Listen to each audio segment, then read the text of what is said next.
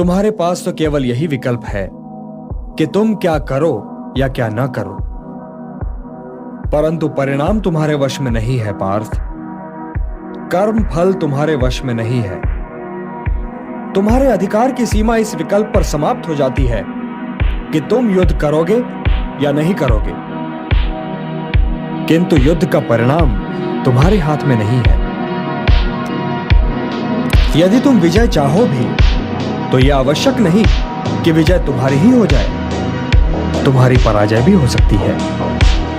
किंतु यदि तुम विजय से मोहित नहीं होगे तो पराजय से भी नहीं घबराओगे।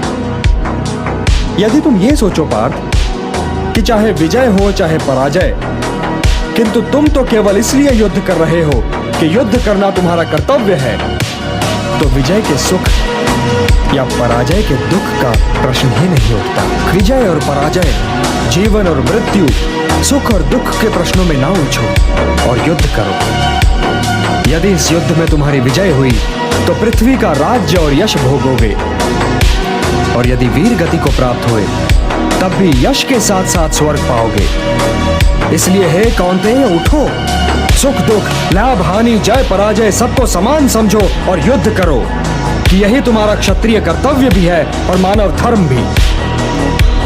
और जो न विजय से सुखी हो और न पराजय से दुखी, वही स्थित प्रज्ञ है, यही कर्म योग है। तुम सर्वश्रेष्ठ धनुर्धर हो, परंतु यदि तुम्हारा आखेट तनिक भी इधर से उधर हो जाए तो तुम चूक जाओगे। तुम्हारा अधिकार तुम्हारे बाण संधान पर है, तुम्हारा अधिकार तुम्हारी दृष्टि पर है, परंतु उस मृग पर तुम्हारा कोई अधिकार नहीं जिसकी ओर तुम बाण चला रहे हो। हे धनंजय, सत्पुरुष कभी अपने अधिकारों की सीमा का उल्लंघन नहीं करते, अर्थात अपने कर्म में स्थिर रहो पार्थ, स्थिर रहो, क्योंकि कर्म की कुशलता का ही नाम योग है। मेरा हाथ तो अब भी गांडी की ओर नहीं बढ़ रहा है केशव। मेरी समझ में तो अब भी ये नहीं आ रहा है कि इस युद्ध से लाभ क्या होगा। तुम ये निर्णय केवल इसलिए नहीं ले पा रहे हो पार्थ कि तुम इस क्षण को केवल व्यक्तिगत लाभ और व्यक्तिगत हानि के तुला में तोल रहे हो। यही तो मोह का बंधन है पार्थ, यही तो तुम्हारे शोक की जड़ है, और इसीलिए तुम्हारा ये कायर, पलाय और कलंक में डुबोने वाला शोक न तुम्हारे हित में है और न ही समाज के हित में।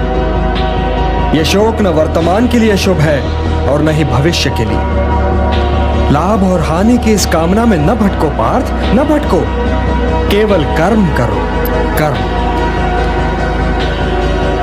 हे पार्थ, सामान्य पुरुष विषय का ध्यान करता है और विषय का ध्यान उसे आसक्त बना देता है। इस आसक्ति या लगाव से काम का जन्म होता है। जब काम की पूर्ति नहीं होती तो क्रोध उत्पन्न होता है। जब क्रोध उत्पन्न होता है तो विषय के प्रति मोह और बढ़ जाता है, और जब मोह और बढ़ जाता है पार्थ, तो सोचने की शक्ति भटक जाती है।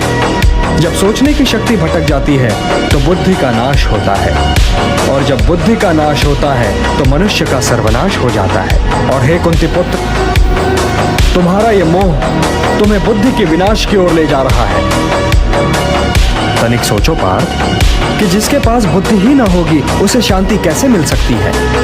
वो तो शांति और अशांति में अंतर ही नहीं कर सकता, और जो शांति को अशांति से अलग तक नहीं कर सकता, वो भला कैसे सुखी हो सकता है। हे पार्थ, जैसे पवन के झोंके नाव को भटका देते हैं, वैसे ही कामनाएं बुद्धि को भटका देती हैं। इंद्रियाणाम हि चरताम यन्मनो अनुविधीयते तदस्य हरति प्रज्ञाम वायुर्नावम इवाम्भसि। इसलिए हे महाबाहो, अपनी इंद्रियों को अपने वश में रखो, स्वयं ही उनके वश में न हो जाओ।